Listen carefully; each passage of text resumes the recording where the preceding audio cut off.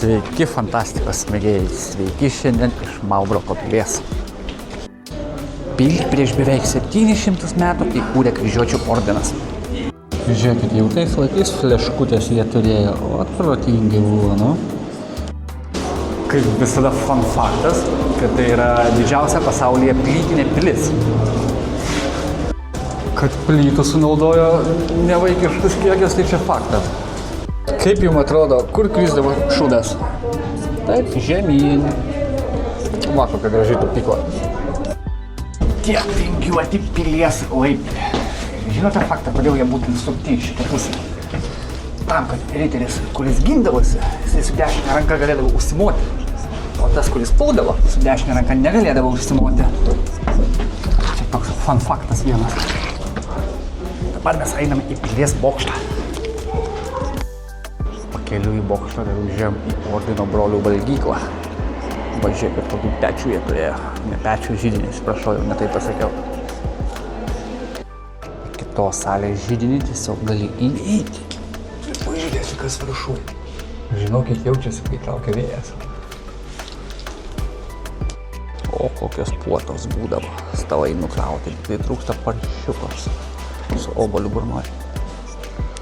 O čia va pečius, kur gamindavo maistą. O tenai va kaminas. Wow. Nu, kryžiuočiai šūdą tai nesumalė, jau kai dėjo pilį, tai dėjo tokia nevaikiška. Dabar eisiu truputį pakamantinėti savo geriausią draugelį ChatGPT, kiek buvo sunaudota plytų. Nu, atsakymas mane nustebino. Apie 30-35 milijonus plytų ir 12 tūkstančių tonų akmenų. Primetat? 12 tūkstančių tonų akmenų. Tai kiek suprantu, plytinė tais laikais apsimokėjo turėti, jeigu tokie užsakymai buvo. Dabar aišku, čia visur lopai, lopeliai visokie, nes antro pasaulinio karo metu labai smarkiai pilis nukentėjo.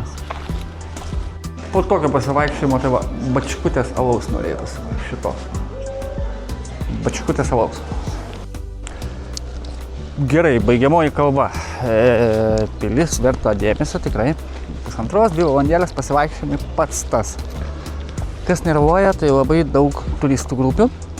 Ir ta prasme, nu, jie ten visi lenkiškai. Ceku, ir tu nieko nesuprasi. Krūvo žmonių praleidinėti reikia. O šiaip viskas labai fainai. Gražu. Tikrai įspūdingas pasistatinys.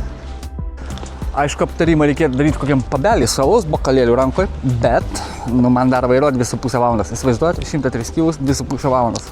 Nežinau, kur čia reikės važiuoti. Čia, ta prasme, į nakvynės vietą. Ką, ačiū, kad žiūrėjot ir iki sekančio. Bye!